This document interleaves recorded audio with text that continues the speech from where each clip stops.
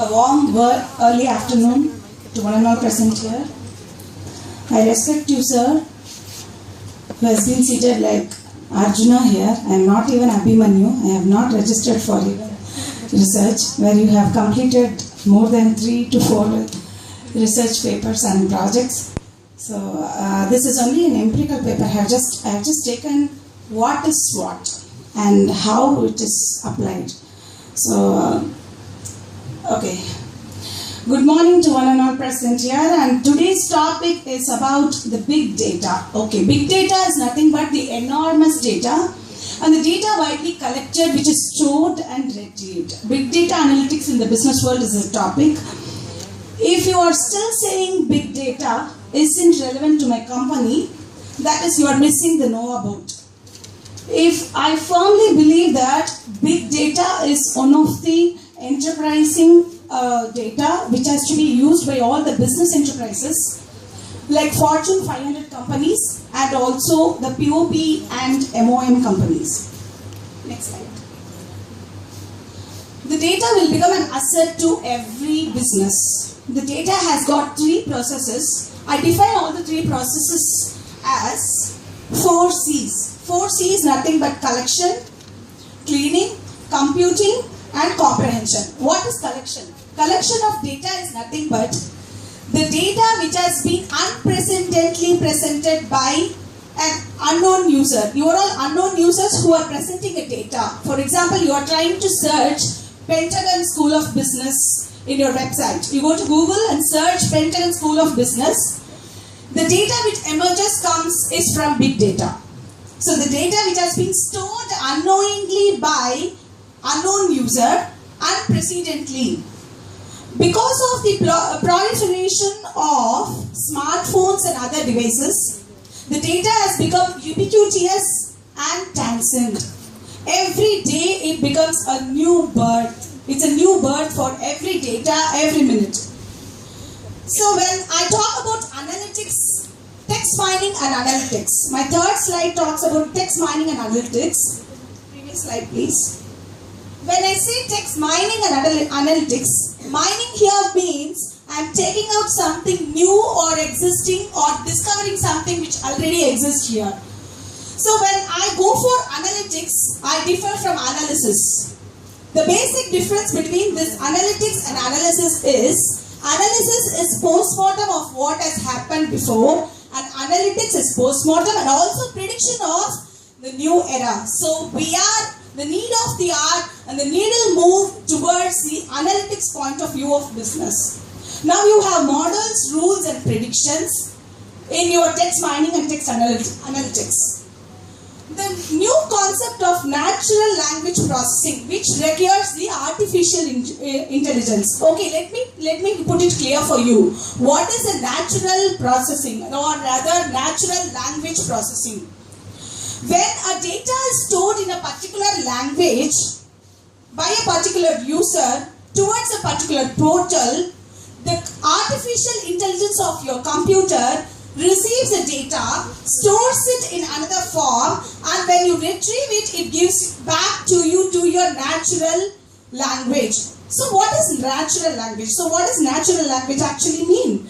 Natural language means the language which is used by a particular region, particular people on a particular era. So what language which we have been using before 10 years is not used today. Because has become BECAUSE has become BECOS. So what is up has become WhatsApp. So that's what is the conversion. That's what is the era which is bringing up the natural language processing. Next slide please. Then you get the sentimental analysis, the smileys which you prominently use in all your social media. The smileys are nothing but the sentimental analysis, which also becomes a part of text mining. Okay, fine. Why should we learn this text mining now? I am talking about big data. I am telling you about sentimental analysis and text mining. Why should we learn it now?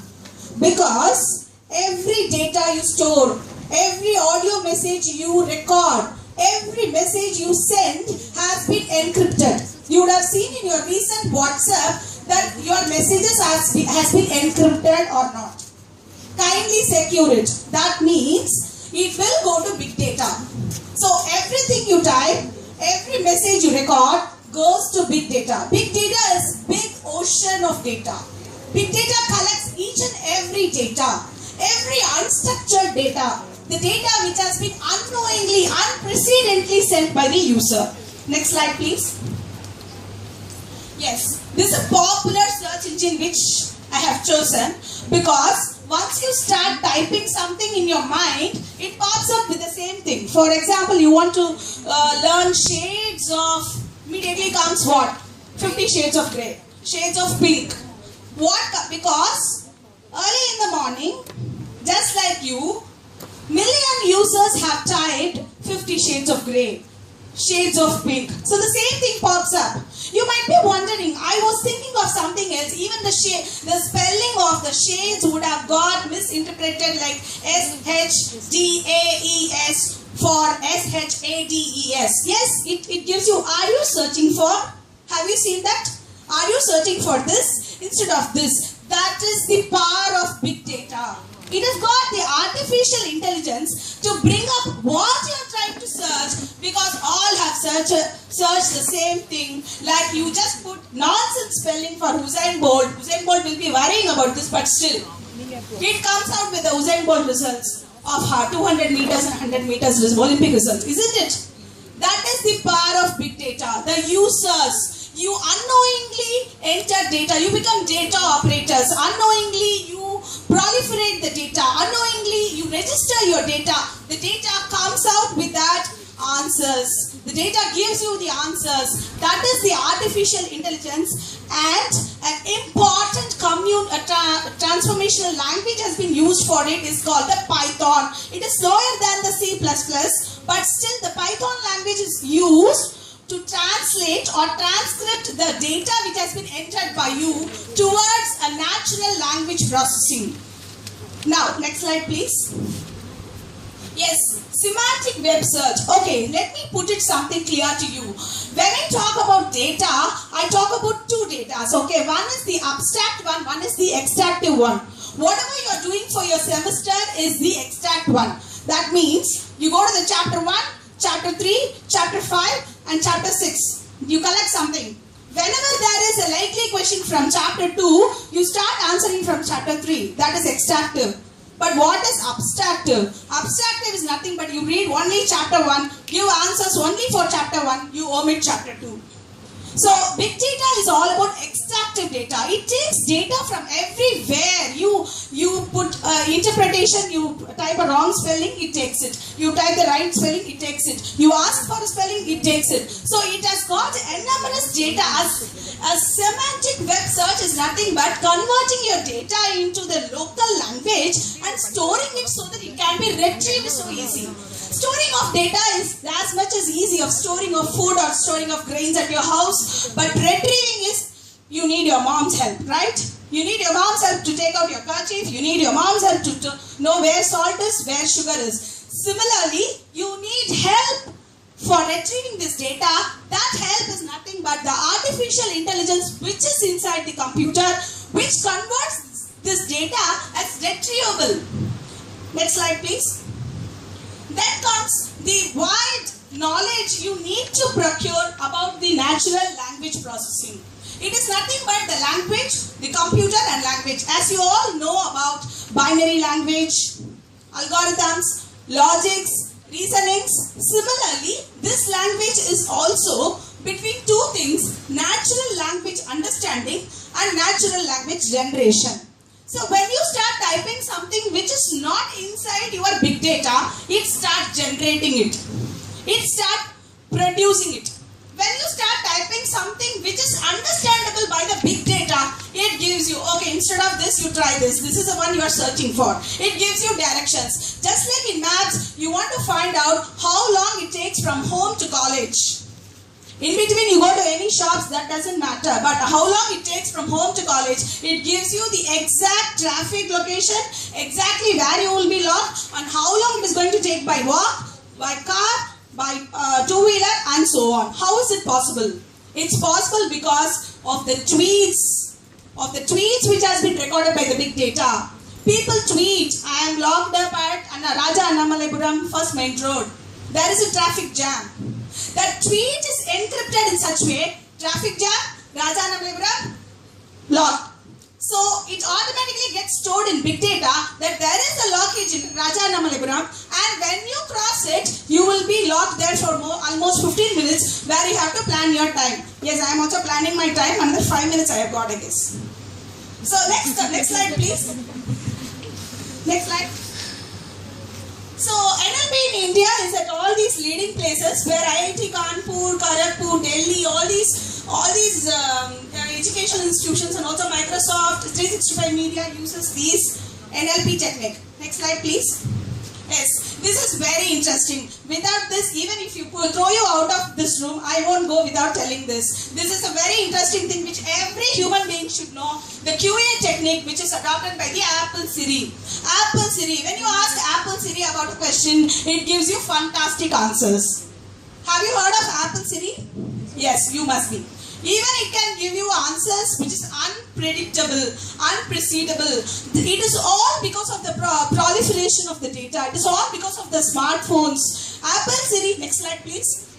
Apple Siri and IBM Watson are the two things which has got the information retrieval, knowledge based and hybrid. Next slide. Let me tell you what is information retrieval. Information retrieval is nothing but already Apple Siri is an information retrieval data where already received data will be given to you. Siri has got already inputs of what the South Indian will ask for. If you type VADA or say vada, immediately Siri says, okay, you want sambar vada or tair vada.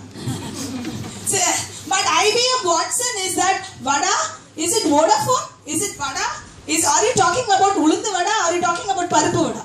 That is what IBM Watson is. IBM Watson has got hybrid of two things. It has got information retrieval, knowledge base, and also hybrid. So next comes your audio and video analysis. Anywhere you go, CCTV camera keeps surveilling you. Even your mother and father leaves you sprinkling water on your head when you go anywhere, but CCTV always follows you. CCTV camera captures every moment of you inside the mall, outside the mall, on the road, parking slot, everywhere. So all these are recorded. For example, if you just see, there is 2 entry and 0 exit.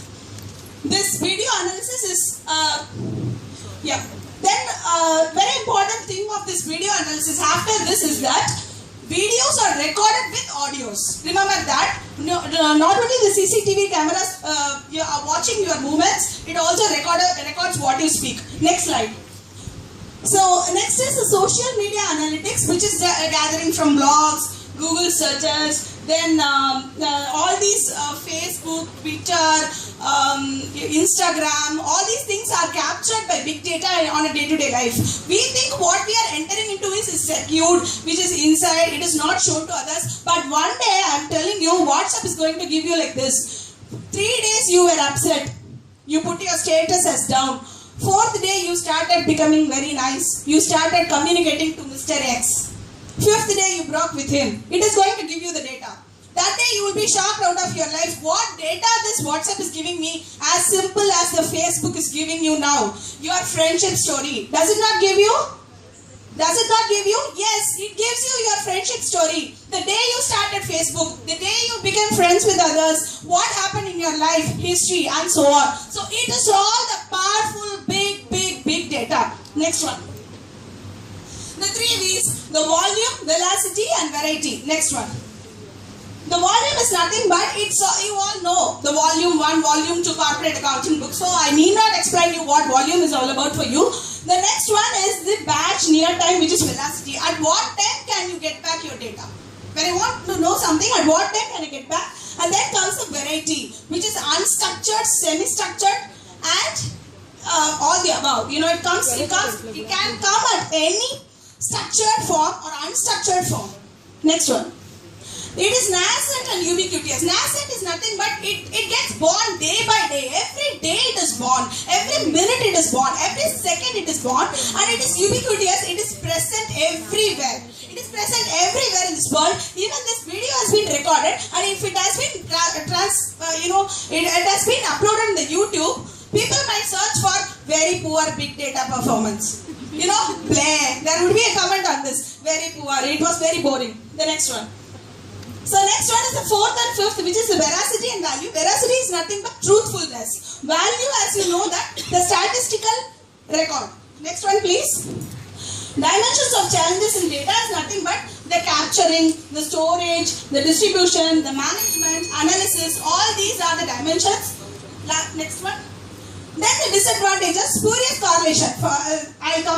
I'm sure I'll complete within 3 minutes, sir. I see that. Next is the spurious correlation. Yes. Next is the spurious correlation. Spurious correlation is absolutely interesting thing because it looks like your answer paper. Where we are trying to ask you what is meant by a PAN card. You start answering, today mommy made pan dosa.